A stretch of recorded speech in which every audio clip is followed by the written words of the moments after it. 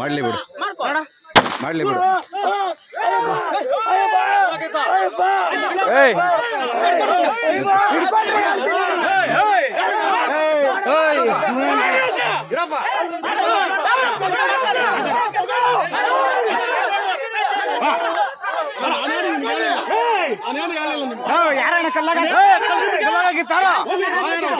ಎತ್ಕೋ ಅಣ್ಣನ ರವೀಣ ಎತ್ಕೋ ಹೇಳ್ತೀನಿ ರವೀಣ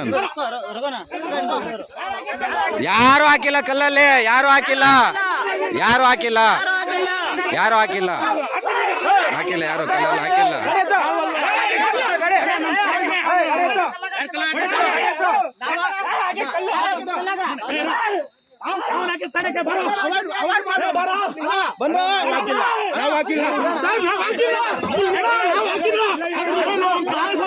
ಏ ಬೇಡ ನೋ ನಿಂತ್ಕೋಣ ಮಾಡ್ಲಿ ನಿಂತ್ಕೋಣ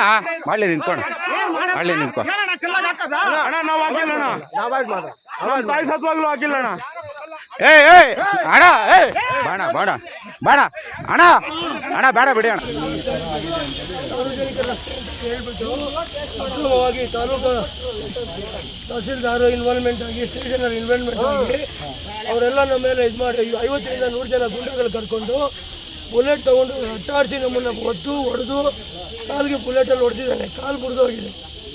ಯಾಕೆ ಬುಲೆಟಲ್ಲಿ ಹೊಡೆಯೋದು ಏನಾಯ್ತು ಗಲಾಟೆಯಲ್ಲಿ? ನಾವು ಶಾಂತಿಯುತವಾಗಿ ನಿಂತ್ಕೊಂಡಿದ್ವಿ.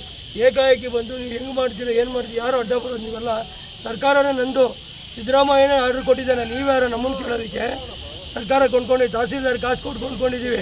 ಜಿಲ್ಲಾಧಿಕಾರಿಗೆ ದುಡ್ಡು ಕೊಟ್ಟಿದ್ದೀವಿ. ಅವ್ರು ಏನು ರೋಡ್ ಮಾಡ್ತಿದ್ರು ಅಲ್ಲಿ? ಮಾಡೋದಕ್ಕೆ ದಾರಿ ಮಾಡ್ಕೊಂತ ಇದ್ದಾರೆ ಸರ್. ಸರ್ಕಾರಿ ಅಧಿಕಾರಿಗಳು ಮಾಡಬೇಕು. ಸರ್ಕಾರಿ ಅಧಿಕಾರಿಗಳು ಬಿಟ್ಟು ಖಾಸಗಿ ವ್ಯಕ್ತಿ ಇವನು ಏಕಾಏಕಿ ಸಾರ್ವಜನಿಕರ ಸುಮ್ಮನೆ ಹೆಸರಿಟ್ಕೊಂಡು ಅಲ್ಲಿ ಇಲ್ಲಿಗಲ್ ಆಗಿ ಕ್ರಷರ್ ಮಾಡಿ ಅಲ್ಲಿ ದೇವಸ್ಥಾನ ಇದ್ರೆ ಹಾಳು ಮಾಡೋದಕ್ಕಾಗಿ ಮಾಡ್ತಾ ಇದ್ದಾನೆ. ಪ್ರಶ್ನೆ ಮಾಡೋದಕ್ಕಾಗಿ ಊರಿನಲ್ಲೆಲ್ಲ ಅಡ್ಡಾಡಿಸಿ ಎಲ್ಲರಿಗೂ ಗುಂಡೊಡಿತೀನಿ ಅಂತ ಅಡ್ಡಾಟ ಮಾಡಿ ನನಗೆ ಗುಂಡೊಡೆದಿದ್ದಾನೆ. ಯಾರವರು? ಸಕಲೇಶನ್ ಅವನು. ಅವ್ರಿಗೂ ಅದಕ್ಕೇನು ಸಂಬಂಧ? ಅವನು ಅದನ್ನು ಮಾಡ್ಕೊಂಡಿದ್ದಾನಂತೆ.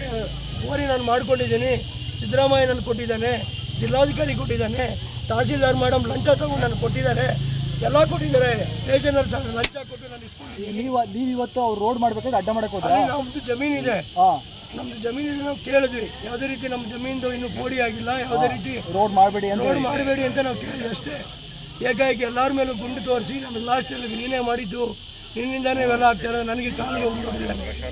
ಪ್ರಾಣ ತೆಗೆಯೋದಕ್ಕೆ ಎದೆಗೆ ಹೊಡೆಯಕ್ಕೆ ನೋಡ್ದ, ತಪ್ಪಿಸ್ಕೊಂಡು ಕಾಲಿಗೆ ಬಿದ್ದಿದೆ. ಸಾಯ್ಸಾಕ್ತೀನಿ ನನಗೆ.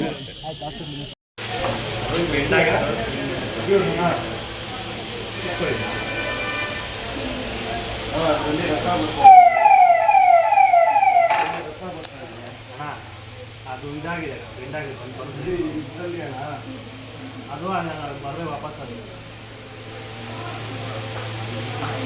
ಇವತ್ತಿನ ದಿವಸ ನಿಜವಾಗ್ಲೂ ತುಂಬ ನಮ್ಮ ಊರಿನಲ್ಲಿ ಇದು ವಿಷಾದವಾದಂಥ ಒಂದು ಘಟನೆ ನಡೆದೋಯ್ತು.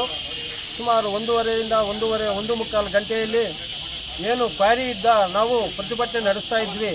ಶಾಂತ ರೀತಿಯಿಂದ ಪ್ರತಿಭಟನೆ ನಡೆಸುವಂಥ ಒಂದು ಸಮಯದಲ್ಲಿ ಅದರ ಮಾಲೀಕರು ಅಂತ ಹೇಳ್ಕೊಂಡಿರೋ ನನ್ನ ಪೇರೇನು ಸಕಲೇಶ್ ಅನ್ನೋರು ಪಿಸ್ತೂಲ್ ತಗೊಬಂದು ವಿಚಕ್ಷಣ ರಹಿತವಾಗಿ ಸುಮಾರು 4ರಿಂದ 5 ಸುತ್ತು ಗುಂಡು ಹಾರಿಸಿ ಕಾಲುಗಳಿಗೆ ಎದೆಗೆ ಇಟ್ಟು ಅದನ್ನು ಸಿಕ್ಕಾಪಟ್ಟೆ ಗುಂಡು ಚಲಾವಣೆ ಮಾಡ್ತಾರೆ.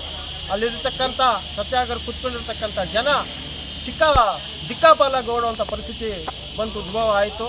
ನಾವು ಬೆಳಿಗ್ಗೆಯಿಂದಲೂ ಪೊಲೀಸ್ ಇಲಾಖೆಗೆ ಹೇಳ್ತಾ ಇದ್ವಿ, ಸ್ವಾಮಿ ಇದು ಅವರು ಅಕ್ರಮವಾಗಿ ದಾರಿ ಮಾಡ್ತಾ ಇದ್ದಾರೆ, ಅದು ದಾರಿ ಮಾಡ್ತಾ ಇರೋದು ಗಣಿಗಾರಿಕೆ ನಡೆಸುವಂಥವರೇ ಮಾಡ್ತಾ ಇದ್ದಾರೆ, ಅದು ಬೇಡ, ಅದು ಸರ್ಕಾರದಿಂದ ಏನಿದೆ.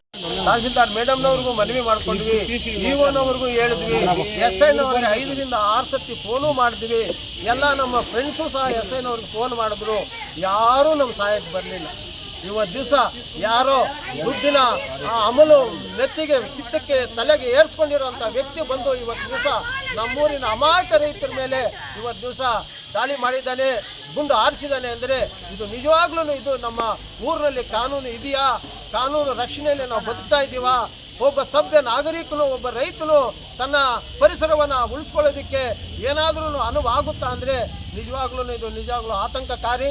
ನಿಜವಾಗ್ಲೂ ನಮ್ಮ ಆಡಳಿತವೇ ಕುಸಿದೋಗಿದೆ.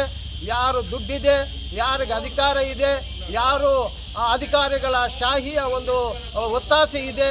ಅಂಥವರಿಗೆ ನಿಜವಾಗ್ಲೂ ಅವರು ಏನು ಬೇಕಾದರೂ ಯಾರು ಬೇಕಾದರೂ ದೌರ್ಜನ್ಯ ಮಾಡಿಬಿಡ್ದು ಕಾಲಿಗೆ ಗುಂಡು ಬಿದ್ದಾಗ ಕೆಳಗೆ ಬಿದ್ದಿರೋಂಥ ಕಾಲು ಮುರ್ಕೊಂಡಿರೋಂಥ ವ್ಯಕ್ತಿ ಮೇಲೆ ಆ ವ್ಯಕ್ತಿ ಪದೇ ಪದೇ ಎದೆಗೆ ಗುದ್ದಿಗೆ ಹೊಡೆದು ಸಿಕ್ಕಾಪಟ್ಟೆ ದಾಂಧಲೆ ಮಾಡಿ ಹೆದರಿಸಿ ಜನಗಳನ್ನು ಇವತ್ತು ದಿವಸ ಪ್ರಾಣ ಭೀತರನ್ನಾಗಿ ಮಾಡಿರತಕ್ಕಂಥ ಪರಿಸ್ಥಿತಿ ನಿಜವಾಗ್ಲೂ ತುಂಬ ಶೋಚನೀಯ. ಇಡೀ ಜಿಲ್ಲೆಯಲ್ಲಿಯೇ ನಾವು ಯಾವುದು ಲಖನ್ಪುರಿ ಕೇರಿನಲ್ಲಿ ನಾವು ನೋಡಿದ್ವಲ್ಲ, ಆ ಘಟನೆಗಿನ್ನ ಇದು ಇನ್ನೂ ಭಯ ಘೋರಕವಾಗಿದೆ, ಘನಘೋರಕವಾಗಿದೆ. ನಿಜವಾಗ್ಲೂ ತಕ್ಷಣವೇ ಸಂಬಂಧಪಟ್ಟ ನಮ್ಮ SP ಅವರಾಗಲಿ DC ಅವರಾಗಲಿ ನಮ್ಮ ಪ್ರತಿನಿಧಿಗಳಾಗಲಿ ಈ ಒಂದು ವಿಚಾರವನ್ನು ತಹಬಂದಿಗೆ ತಂದು ಆ ಆರೋಪಿಯನ್ನು ತಕ್ಷಣವೇ ಬಂಧಿಸಿ ಅವನು ಸೆರೆಮನೆಗೆ ತಳ್ಳಬೇಕಾಗಿ ಈ ಮೂಲಕ ಎಲ್ಲ ಗ್ರಾಮಸ್ಥರ ಪರವಾಗಿ ಪರಿಸರ ಪ್ರೇಮಿಗಳ ಪರವಾಗಿ ಇವತ್ತು ದಿವಸ ನಾನು ಸರ್ಕಾರವನ್ನು ಪೊಲೀಸ್ ಇಲಾಖೆಯನ್ನು ಈ ಮೂಲಕ ಒತ್ತಾಯಿಸ್ತಾ ಇದ್ದೀನಿ. ಇವತ್ತು ಅವರು ಏಕಾಏಕಿ ಬಂದು ಅವರು ರೋಡ್ ಮಾಡ್ತಾ ಇದ್ರು, 2 JCB ತಂದು ನಾವು ಹೋಗಿದ್ದಕ್ಕೆ ಅವ್ರು ನನ್ನ ಮೇಲೆ ಗುಂಡ ಹಾಡ್ಸಕ್ಕೆ ಬಂದಿದ್ದಾರೆ.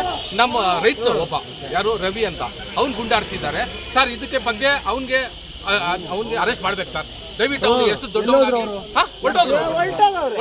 ಒಂದು 60-70 ಜನ ಬಂದಿದ್ದಾರೆ ಸರ್. ಅವರು ಏನು ಗನ್ನು ತಗೊಬಂದ್ರೆ ಏನು ಸರ್, ಏನು ಊರ ಏನು ಸರ್ ಇದು, ಏನು ಅನ್ಕೊಂಡಿದ್ದಾರೆ ಸರ್? ಅವ್ನಿಗೆ ತಕ್ಷಣ ಶಿಕ್ಷೆ ಆಗಬೇಕು. ಇಲ್ಲ ಆಗಿಲ್ಲ ಅಂದ್ರೆ ನಾವು ಮಂಚೇರಿಯಲ್ಲಿ ಮಾಡ್ತೀವಿ ಸರ್. ಅವ್ರು ಬ್ರದರ್ ಮಾತಾಡ್ತಾರೆ ನೋಡಿ ಸರ್.